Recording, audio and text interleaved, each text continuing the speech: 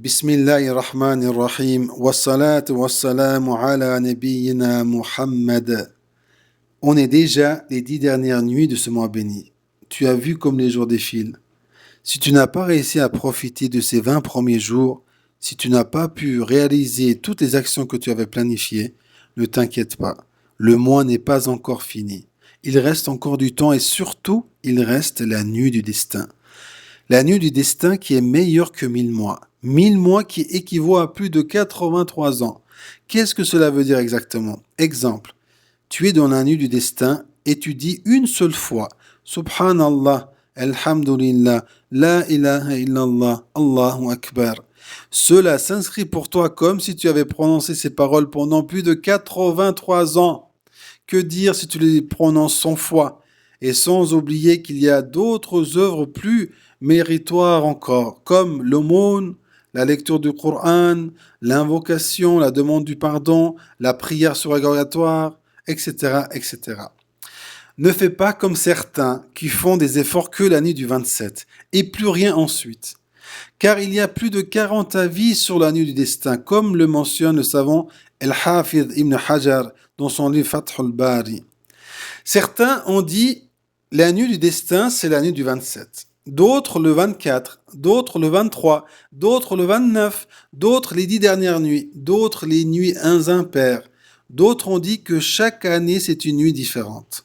Et que dire si le mois fait 29 jours au lieu de 30? Qu'est-ce que tu dois retenir de tout cela? C'est qu'Allah Azzawajal, par sa sagesse immense et sa science infinie, n'a pas souhaité que l'on sache précisément quelle nuit est la nuit du destin. Pourquoi?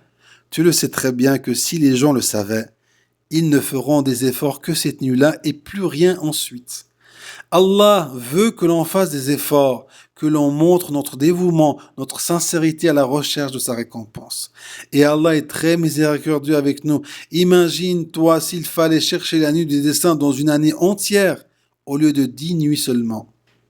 Il est plus qu'évident que les prétendants auront été peu nombreux.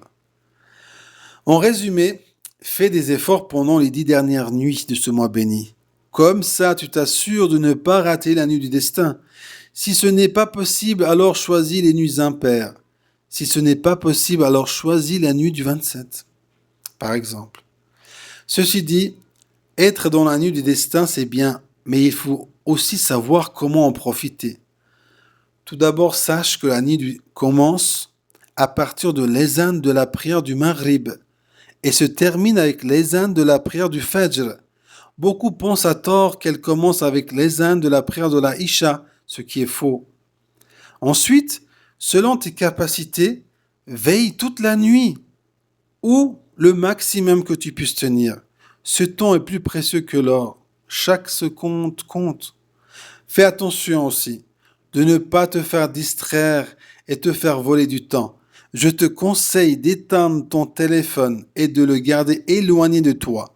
Éloigne-toi aussi des discussions inutiles avec les gens qui vont te faire perdre du temps précieux.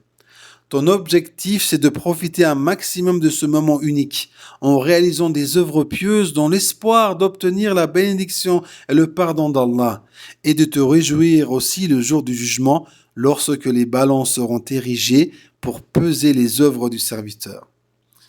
On arrive au dernier point qui est quelles sont les œuvres les plus méritoires? Je vais te donner un certain nombre d'œuvres grandioses et méritoires qu'Allah Azzawajal aime voir son serviteur les réaliser. Et tu peux rajouter ou enlever ce que tu veux à cette liste.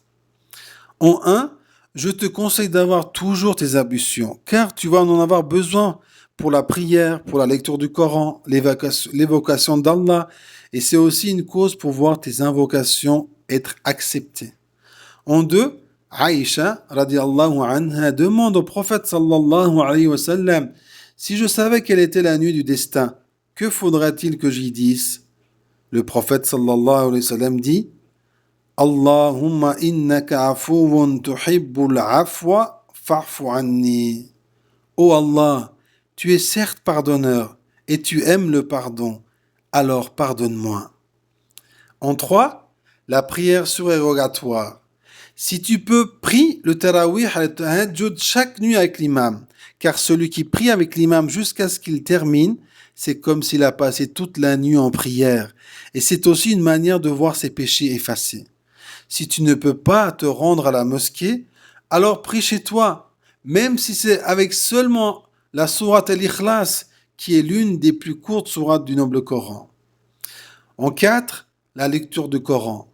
Fixe-toi un nombre de pages minimum à lire chaque nuit. En 5, la sadaqa, l'aumône. Fais une aumône chaque nuit. Si cela est compliqué, alors fais une seule aumône avec l'intention qu'elle soit divisée entre ces 10 dernières nuits. Et l'occasion pour cela ne manque pas. Il y a en ce moment tellement de cagnottes et appels aux dons qui circulent que tu as le choix entre aider une personne en grande difficulté, participer à la construction d'un puits, soutenir les peuples qui sont dans une situation d'urgence, comme c'est le cas pour nos frères et nos sœurs en Palestine. Qu'Allah leur apporte un secours rapide. En 6, le dhikr, l'évocation d'Allah.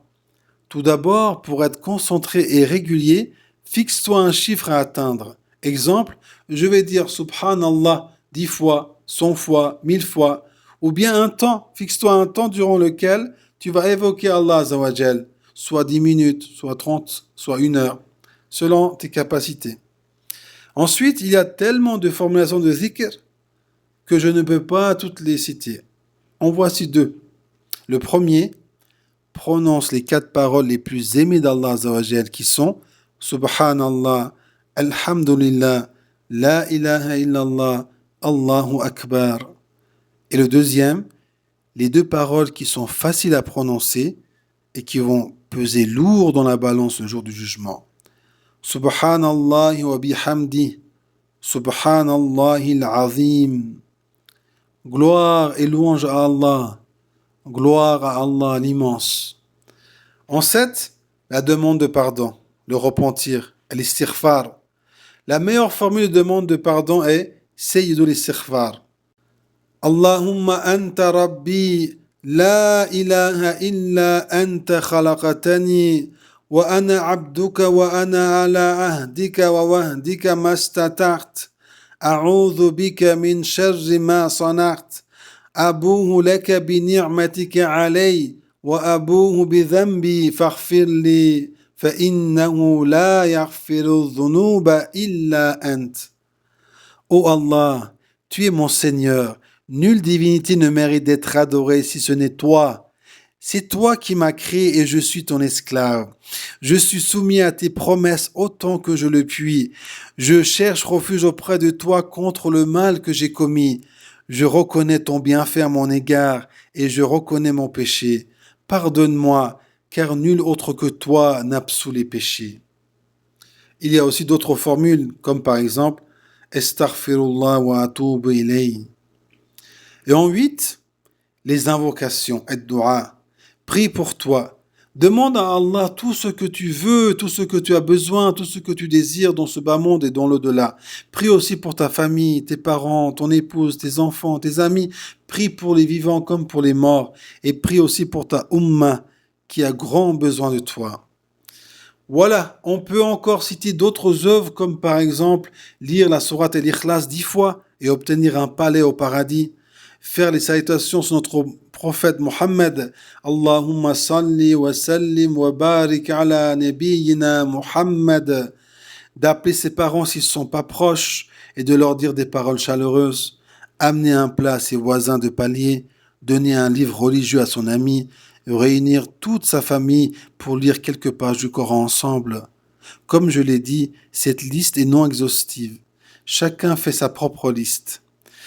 Et pour s'assurer de pouvoir faire tout ce que l'on souhaite durant ces 10 nuits, je te conseille de mettre tout cela sous forme de tableau. C'est-à-dire d'un côté les 10 dernières nuits de 1 à 10 et de l'autre côté les œuvres que tu aimerais réaliser en chacun de ces nuits. De cette façon, tu pourras réaliser les œuvres que tu avais souhaitées et récolter ainsi l'énorme succès, Inch'Allah. N'oublie pas de faire profiter tout cela, les petits frères, les petites sœurs, les enfants, les parents, tout ce que tu aimes. Car le prophète sallallahu alayhi wa sallam, quand arrivaient les 10 dernières nuits du mois de Ramadan, il réveillait femmes et enfants afin qu'ils profitent eux aussi de la nuit du destin. Enfin, on demande à Allah Azza wa Jal de nous accorder le succès dans ce mois béni et en dehors de ce mois béni aussi. الدين النصيحة قلنا لمن قال لله ولكتابه ولرسوله ولأئمة المسلمين وعامتهم